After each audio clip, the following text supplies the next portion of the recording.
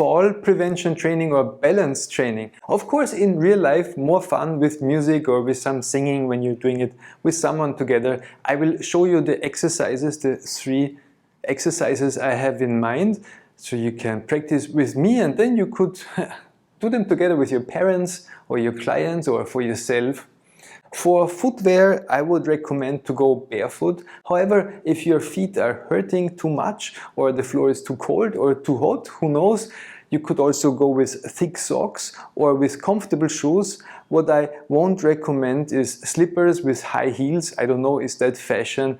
But I would recommend something where your feet have the ability to move and to where your ankles can move and where you can react to the ground. So, first exercise. Plant your left foot. So the left foot cannot move in this first exercise. The left foot is stuck as if you would get it under a carpet or under an obstacle and you would fall. So the left foot is planted, cannot move. And the right foot can move. So make a step with the right foot. So that's the basic idea of the exercise. Left foot cannot move, right foot can move. So a step forwards and a step backwards, or a step to a side. Now imagine a little circle, a small circle around your left leg, and your right foot comes next to your left leg and then onto the circle, and you tap alongside that circle.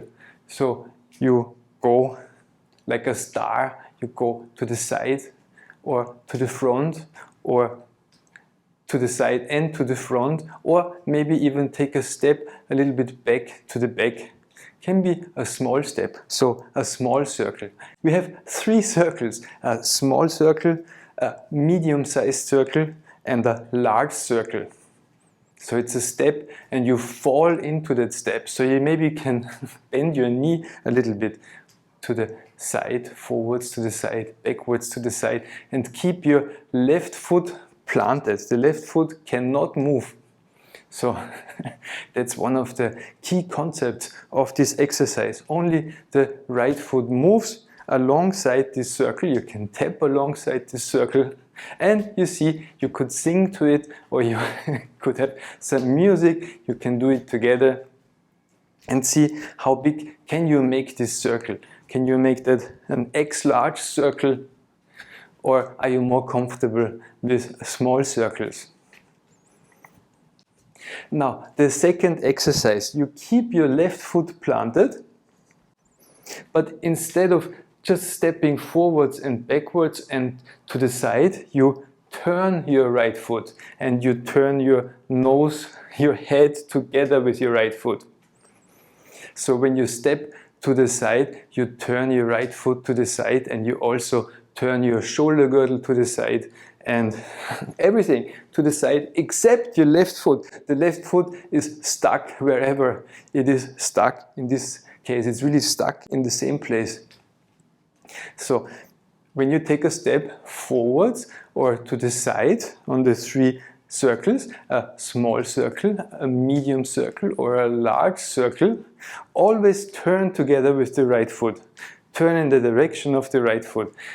Of course, you might have noticed there's some hip joint action. That's something we need in fall prevention. The hip joints need to move a little bit, and not all hip joints are well oiled anymore, but these small turns, they should be possible, or should even become possible by such an exercise, a gentle exercise. So you're allowed to go into your knees like a little spring. So you step to the side, you come back, oops. You can, of course, hold on to something. You can hold on to your partner in this exercise, or to a chair, and then step to the right or to the side or to the back, and see how far can you turn to step backwards while you keep your left foot planted.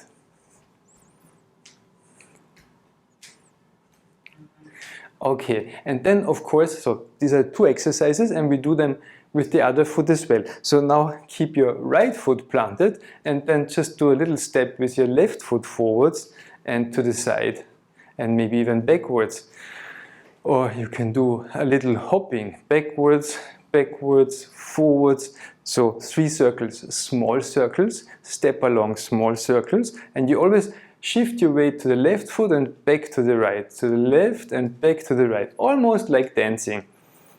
So that's why it could be fun with music. And then a bigger circle, so you make bigger steps forwards and you step your foot alongside a bigger circle on the floor. How big can the circle be?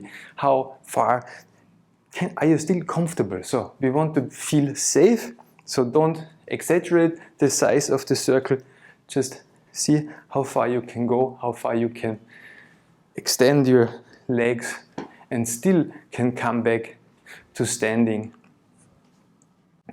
Then what was the second exercise? Yes, the second exercise was to keep one foot where it is and the other foot can turn. So you turn your head, you turn your nose with the other foot. Here we have the action in the right hip joint when the right foot is planted. So the left foot goes to the side or even to the back. Can you see the difference? In the first exercise, the foot is to the front. You always stay oriented forwards, the direction where you're walking forwards. And in the second exercise, you turn the foot to the outside. You turn the left foot to the outside. You turn your head, you turn your shoulder girdle, you turn everything except the foot that is planted. And only go as far as you feel comfortable. Yes, so after these exercises you might already feel more dynamic, more safe to go forwards and backwards. Maybe you're already in a mood for dancing. Stop when it's too much. So that's one of the rules in this little exercise game. Stop when you feel exhausted. It's like when you go to a ball and to a dance. When you're exhausted, you sit down, you have a sip of your drink, you have a little chat, and then you come up again to the third and last exercise.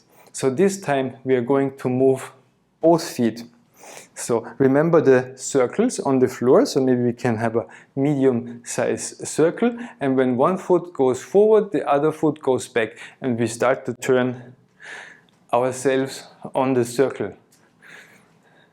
So when both feet can move alongside the circle, in the big circle around,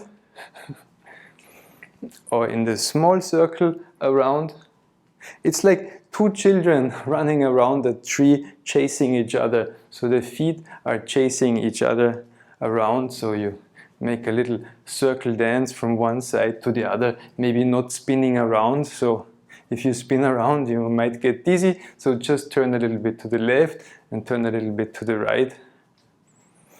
And here we also have a variation where you don't keep your feet oriented forwards, but you place your feet in like in a duck stance. You move your hip joints from one side to the other. You can move around your feet. You can go crazy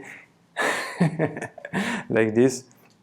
Just little steps, and these little steps prepare you, of course, when one foot gets stuck, so that you have this step in your system. You know how to take this step that will prevent you from falling, because what we don't want is to fall down, and that can be dangerous. So we want to be in a mood, in a mindset for making a step when one foot is stuck.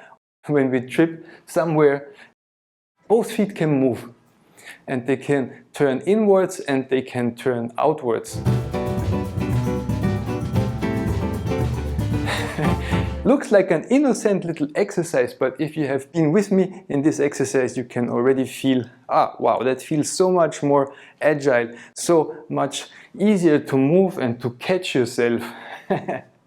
So I hope this was interesting for you. Of course, practice, practice, practice, and see you in the next video.